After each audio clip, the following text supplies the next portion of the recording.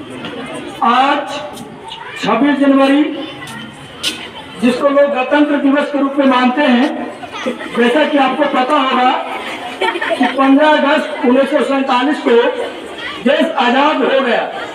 लेकिन यह एक विचारणीय बात है कि आखिरकार गणतंत्र दिवस 26 जनवरी को क्यों मनाया जाता है। अंग्रेज जब भारत से जाते हुए उन्होंने कहा था, एक प्रस्ताव रखा था कि जब तक आपका संपूर्ण संविधान न बन जाए तब तक जो है हम लोग को आपको अधीन रहना पड़ेगा।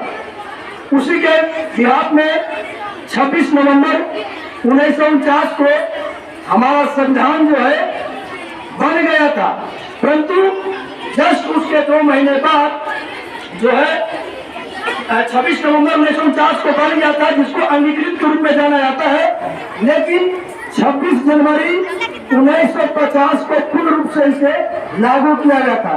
जैसा कि आपको पता है कि हमारा संविधान बनने में 2 वर्ष 11 माह और 18 दिन लगा था।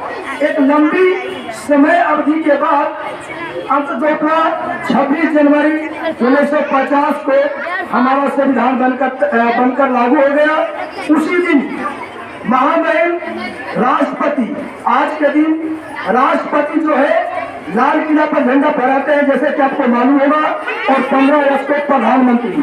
तो आज उसी के बिहाफ में 26 जनवरी को हर साल हर एक विद्यालय, हर एक सरकारी दफ्तर, हर एक निजी संस्थान में गणतंत्र दिवस के रूप में मनाते हैं। केवल झंडा फहरा देने से गणतंत्र दिवस नहीं हो जाता है, बल्कि आज उन वीरों को याद करते हैं जिन्होंने अंग्रेजों के चंगुल से स्वतंत्र होने में अपने प्राण को न्यौछावर कर दिए।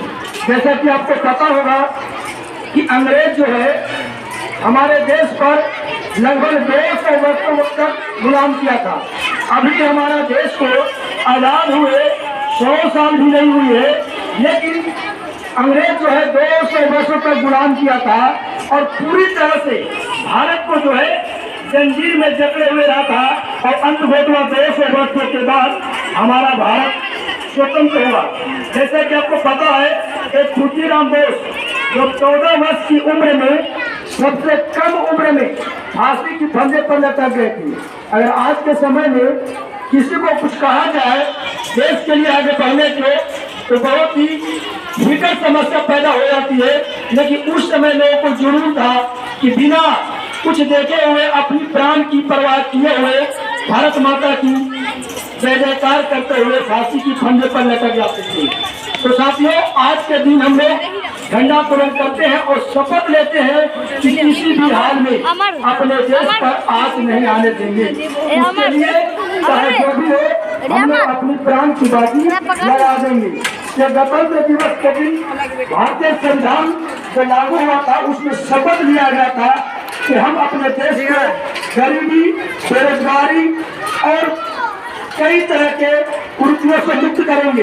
बाबा भीमराव अम्बेडकर का सपना था, क्योंकि आपको पता है कि बाबा भीमराव अम्बेडकर जो आपको नीची जाति से आते थे, जिनको कई तरह से प्रताड़ित किया जाता था, और अंत में उन्होंने ही भारत संविधान को लिखा। और भारत संविधान जब निर्माण हुआ तो उन्होंने कहा था, एक शब्द कहा था कि संविधान कितना भी अच्छा क्यों न हो, संविधान कितना भी अच्छा क्यों न हो, अगर लोग मानने वाले यानी स्वीकार करने वाले बुरे हो गए तो संविधान हमेशा बुरा होगा। और अगर संविधान कितना ही खराब क्यों न हो, संविधान कितना भी खराब क्यों न हो, अगर इनको मानने वाले अच्छे होंगे तो अंत में संविधान अच्छा होगा। यह भीमराव अम्बेडकर का कहना था। तो इन लोगों को आप लोग जो है आज की देश में हमारे संविधान के मौलिक कर्तव्य के अनुसार ही हम लोग चलते हैं। जैसा कि आपको पता होगा, फंडामेंटल राइट्स के अनुसार ही हम लोग की सारी जो प्रविधि है उसका लाभ हम लोग उठाते हैं, क्योंकि आपको हर तरह की स्वतंत्र है अपनी अभिव्यक्ति की, अपने काम करने का, अपने संस्थान करने का। अपने स्वतंत्रता से केवल यह नहीं हो जाए कि अपनी मर्जी से कुछ करें, किसी भी तरह की अगर देश पर कोई आ चाहे तो उसको बचाने के लिए हम लोग हमेशा तत्पर रहेंगे। तो आज हम लोग शपथ लेते हैं कि भारत के संविधान के साथ किसी भी तरह की खिलवाड़ हो किसी भी तरह का अन्याय हो या देश के साथ किसी भी तरह का अन्याय हो तो हम लोग उसे सहेंगे नहीं, हमेशा उसके साथ खड़ा होंगे, उसके बिहाफ में कदम से कदम मिलाकर देश के साथ खड़ा होंगे।